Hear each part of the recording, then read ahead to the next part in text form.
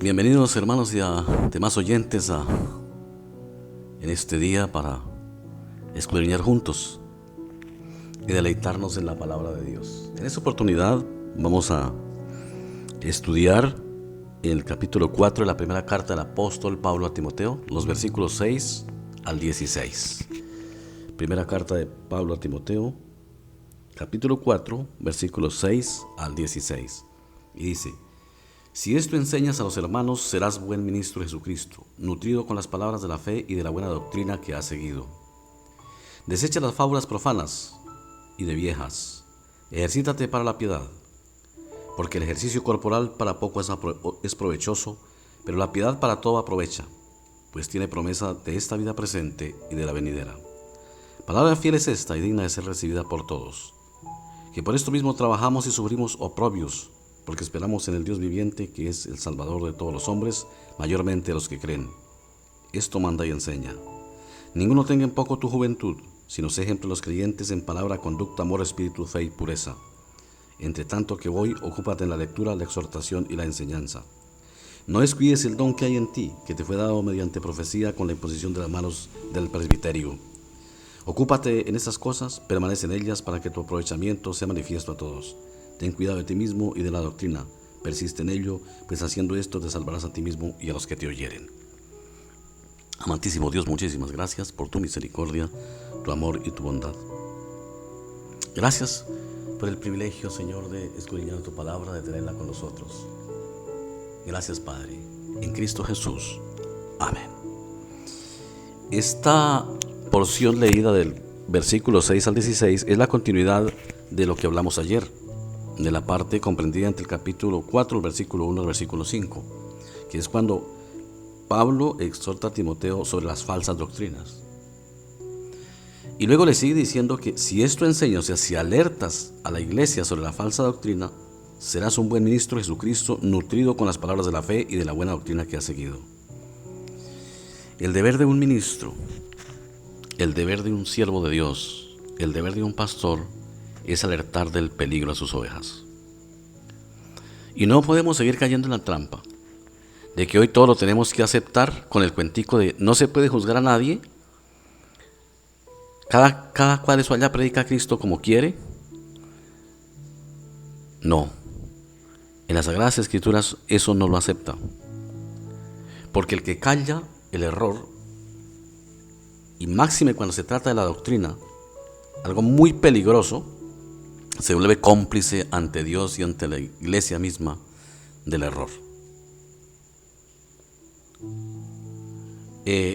Pablo le dijo a Timoteo que estuviese preparado para hacer defensa de la fe, y el término defensa que utiliza es apología, defensa de la fe, defensa de la sana doctrina. Si uno fuese al médico a una consulta, el médico que sabe lo examina, le ordena los exámenes de rigor, y cuando tiene los resultados detecta que hay algo anómalo en la vida, en la salud de uno, en el organismo, y se queda callado y la persona muere, el médico es culpable porque detectó la enfermedad y no hizo nada. Igual ocurre con la fe. Si hay falsas doctrinas, que las hay, y nosotros callamos simplemente por miedo, o porque ahora dicen no juzgue, porque es que como para la gente todo ahora es de Dios. No. Pablo le dice, si enseñas a la gente a tener cuidado, a no caer en las falsas doctrinas, dice, un buen ministro de Jesucristo serás. Desecha las fábulas profanas, y aquí utiliza un término, y de viejas. No es claro si estaba hablando de la antigüedad de esas fábulas o está hablando de mujeres, pero no podemos decir por qué dice así. Dice, ejérzate en la piedad, ejercítate en la piedad. La piedad ya la había el apóstol Pablo dicho antes, o sea, lo que Cristo hizo. Dice, porque el ejercicio corporal para poco es provechoso, pero la piedad para todo aprovecha, pues tiene promesa de esta vida presente y de la venidera. Dice, palabra fiel es esta y digna de ser recibida por todos,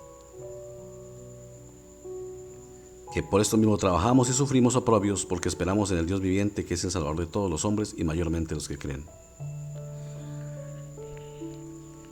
Los apóstoles dieron su vida para que la doctrina pura estuviera hoy con nosotros. Y nosotros no podemos menospreciar, en primer lugar, a Dios, al Señor Jesucristo como Dios mismo, y al trabajo de los apóstoles, que es trabajo de Dios a través de ellos, callando, alcahueteando toda falsa doctrina, antes yendo por allá donde enseñan falsas doctrinas, a ver si aquí en la iglesia se enseña lo mismo, o en las iglesias. A veces hay hermanos que quieren que van a otro lado y quieren que la iglesia se enseñe lo que por allá escuchan, y si no se enseña entonces se enojan. Nosotros no estamos para eso, y estamos viendo tiempos peligrosos. Iglesias hay por todo lado, iglesias, pero doctrina verdadera. En realidad hoy se cumple lo de los tiempos de los profetas, y escaseaba la palabra de Dios por aquellos días. Los cristianos hoy les interesa la política, estar metidos en la política. Y si falsean el evangelio, para eso lo falsean. Entonces hay que tener mucho cuidado. Dice: ninguno tenga en poco tu juventud, sino sé ejemplo de los creyentes en la palabra, conducta, amor, espíritu, fe y pureza. ¿En qué tiene que ser Timoteo ejemplo de los creyentes? Primero, en palabra, en las Sagradas Escrituras, en la conducta. Ya hablamos de la conducta, el testimonio del cristiano, el amor, espíritu, fe y pureza. Si está en Cristo, tiene esos 5 aspectos. Y luego dice: entre tanto que voy, ocúpate en la lectura, la exhortación y la enseñanza. En las lecturas es obvio de el Antiguo Testamento en ese caso, porque no tenía el Nuevo, no estaba formado. Hasta ahora están escribiéndose las primeras cartas, estas son escritas primero que los evangelios.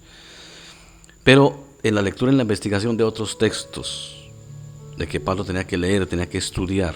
Es que para servirle al Señor hay que estudiar, hay que leer, hay que investigar. Eso lo hicieron los profetas. Los profetas tenían escuelas proféticas donde formaban a los profetas en teología. Eso no es que de la noche a la mañana decía: el Señor me reveló y ahora soy profeta y pastor y monto mi iglesia. No, por eso es que se enseñan, por eso es que vienen las falsas doctrinas, por el mal manejo de las Sagradas Escrituras, por el desconocimiento, por ejemplo, de temas como la exégesis bíblica, la hermenéutica bíblica, la historia de la Biblia y muchos otros aspectos que se necesita tener idea para no caer en la tentación de malinterpretar los textos bíblicos. Dice: ocúpate de investigar, de leer, de la exhortación. O sea, si investiga, uno exhorta. Cuando uno investiga, acepta todo. Es como cuando uno desconoce temas de la vida, por ejemplo. Una persona que desconoce temas, por ejemplo, de aviones, un ejemplo, no conoce el tema y para él todos los aviones son lo mismo. Para el que conoce de aviones porque investiga, sabe que no todos los aviones son lo mismo, que hay diferentes tipos de aviones, funcionamiento, propósito. Para quien no escudriña las Escrituras, todo lo que le enseñan es lo mismo. De eso no ve ninguna diferencia. Dice: es que eso mencionan a Cristo y predican la Biblia. Es que el diablo también la sabe. Y el diablo también predica a Cristo cuando le conviene, pero a su manera. Por eso se viste como oveja. Dice: entonces ocúpate de investigar, de exhortar y de enseñar.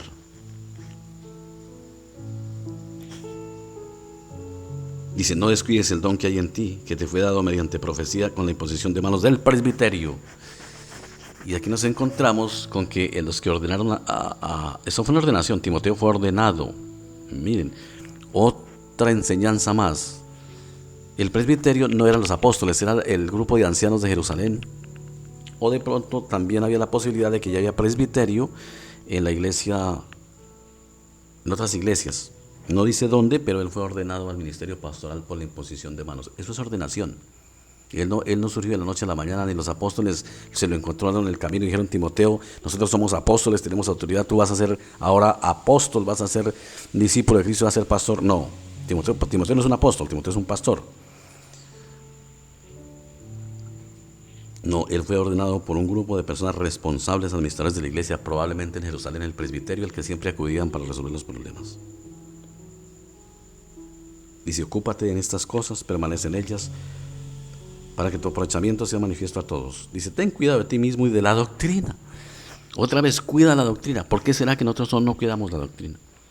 ¿Por qué será que no investigamos? Preocupante.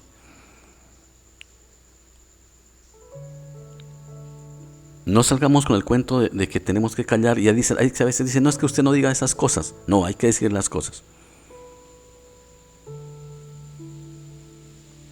Y tenemos que aprender a hacer apología de la fe. Si podemos llamar este texto, lo podemos titular la apología de la doctrina. Apología significa defensa, defender la fe. Porque las falsas doctrinas no llevan a la salvación, llevan a la perdición de las personas. No es que no es solamente unas cuestiones de enseñanzas erróneas y ya, es que llevan a la perdición a las personas. Es que es predicar el otro evangelio, el que Pablo dice que el que lo hace sea maldito. Y eso es lo que pedimos también para todos, no solamente para los pastores, obispos y demás, sino, hermanos, escudriñen las escrituras, defiendan la sana doctrina, pero investiguen qué es la sana doctrina, porque ellos llaman sana doctrina todo. ¿Qué es la sana doctrina? Hay que investigar qué es para diferenciar el trigo de la cizaña, porque el trigo y la cizaña se parecen, son similares en su hoja, en su contextura, en el color de la hoja. Es bien parecido. Solamente se diferencia cuando el trigo da la espiga y la cizaña también. Mientras tanto, todo se parece. Por eso dijo el Señor, por sus frutos los conoceréis. Oremos, amado Dios, muchísimas gracias por tu misericordia. Perdónanos por ser alcahuetes de las falsas doctrinas y muchas veces participar de ellas y hasta defenderlas. Ayúdanos, Señor, a hacer defensa de la fe como le encargaba Pablo a Timoteo. Tú prepárate para defender la fe, le decía. Ocupémonos de la lectura, la investigación, la exhortación y la enseñanza basados en las Sagradas Escrituras y en todas las herramientas que tu, oh Padre, nos ha puesto para ello hoy. Gracias en este día, Señor, el cual encomendamos en tus manos, por Cristo Jesús.